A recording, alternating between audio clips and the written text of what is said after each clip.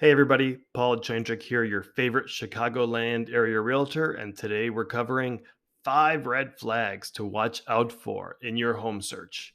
I've been a realtor for over a decade and have shown thousands of homes, and here are 5 takeaways that you might want to keep an eye out for. So, first up, water, and specifically basements. If you're looking for a home in Chicago or the surrounding suburbs, chances are the home has a basement. And there's a good chance at some point, some of it or all of it has been finished. Well, when it comes to water and basements, we really hope that the only place we see it is in our wet bar sink and not coming in anywhere else. So, what are some potential issues for water and basements in the Chicagoland area? Water's got several ways to get into a basement, and we want to look for telltale signs that there has been water in a basement. So water can come in through places like window wells, floor drains, especially if there is underground sewers and not a more modern overhead sewer. And the housing stock in Chicago and some of the suburbs is pretty old, so having underground sewers is fairly common. But yeah, water can come in through underground sewers. It can come in through foundation cracks, just as groundwater. So when we're looking at homes and we're in the basement, we want to look for any telltale signs that there's been water there before.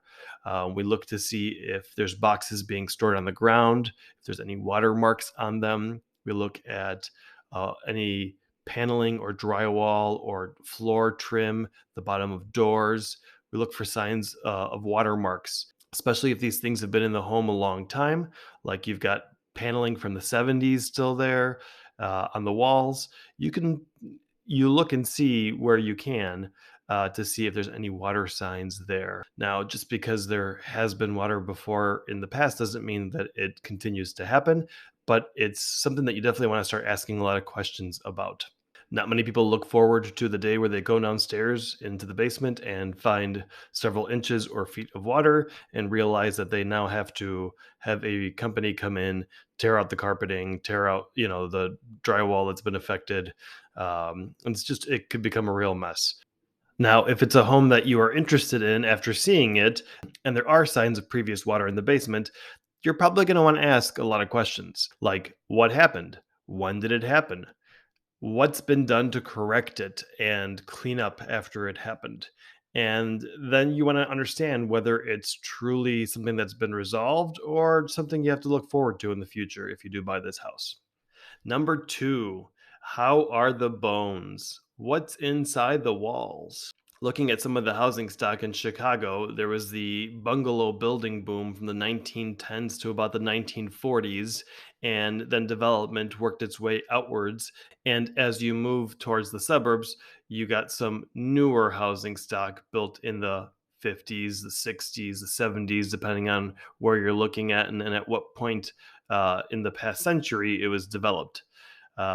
But if you're looking at a home that's 100 years old or older, even a home that's 50 years old, what's in the walls? And should you be concerned with how old it is? Do you have old wiring that hasn't been updated, fuses instead of breakers? Do you have galvanized plumbing? And if so, what's the water pressure like in the house? Galvanized plumbing over time corrodes inside the pipes, and you start losing water pressure to a point where at some point you have to replace the pipes, which is a costly endeavor. So something that to keep in mind. It's pretty common to see galvanized piping, but you got to understand what that means for you as a homeowner in the future. And you really want to familiarize yourself with how expensive it will be to update that when the time comes, and if that's something that you can truly budget for and be prepared to take on. Number three, foundation issues. When you're walking through a home, you're looking to see if there's any major settling that the home has experienced, or if there's any foundation issues that you can notice. When we're walking through a home, we're looking for signs like cracks in the drywall or plaster. We're looking for doors that maybe aren't closing because they're not fully square anymore from settling. When we're in a basement, we're looking to see any visible part of the foundation to see if there are noticeable cracks. Walking around the outside, we can look and see if we notice anything that could be concerning along the foundation. The foundations are concrete, and concrete does crack, even seeing that in homes that are only a couple of years old. We see that all the time. It's more of a matter of if it's something major that's actually leading to greater issues. And there's been instances where I've looked at homes with buyers where they liked the home, but we got down to the basement and we noted that there were signs of foundation issues, and the buyers have elected to just to even skip out on pursuing that home because they didn't want to deal with the potential issues that would come of it. And thus they saved several $100s on a home inspection because they didn't pursue the home, just to have an inspector tell them that the home's got a problem that they weren't willing to deal with. Number four, we're looking at exterior grading. We're looking at the land and the ground directly around the house, looking to see if it slopes away from the house. And the reason this is important is because we get a lot of rain in Chicago, and grading that goes towards the house directs that rainwater at the house and the home's foundation, leading to potential water issues. So sometimes we'll find that the patio in the back of the house slopes towards the house, and all that rainwater is being directed at the home's foundation, making things like a sump pump work harder, or putting water into the basement because all that water has nowhere to go. Having it slope away from the house directs that water away from the house, and helps protect the home's foundation. So definitely want to keep an eye out on that. Um, Dirt is an easy thing to regrade, but if we're talking about a concrete patio or walkway, that becomes more costly to correct. Number five, outdated mechanicals.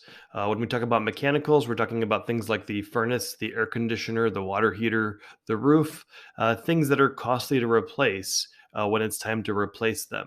And understanding where those are in their useful life on that specific home will give you an idea of how much you're going to need to budget to replace them when the time comes due, and if that's something you're actually able to budget for or not.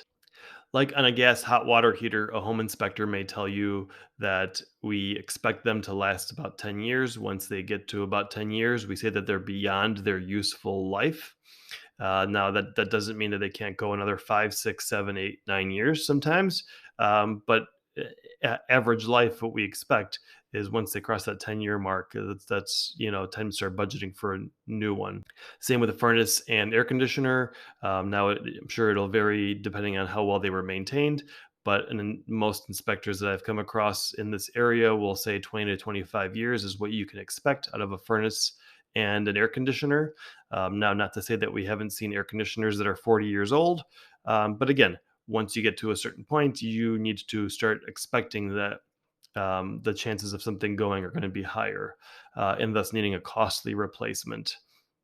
Same for a roof. You can't always tell from the ground how old a roof is, but understanding the style of shingle, whether it's a three-tab shingle or an architectural shingle, and how old it is versus how long those are expected to last, should give you an idea of, again, when to be planning to budget for that. And this could be an issue for newer homes too. If you've got a home that was built 10, 15 years ago, it's coming due for a lot of the replacements on these mechanical items. So when you get to that point, you may buy a house that you feel, is relatively new, but there's going to be some costly repairs coming down the pipeline, and they may just keep coming and coming, because those are getting to their useful life on that house. In Illinois, when a seller lists a home for sale, they need to fill out what's called an Illinois property disclosure form, and that discloses any material defects that they're aware of in the home. We definitely want to look at that before ever considering making an offer on a home. It gives you a lot of insights into what the seller is disclosing.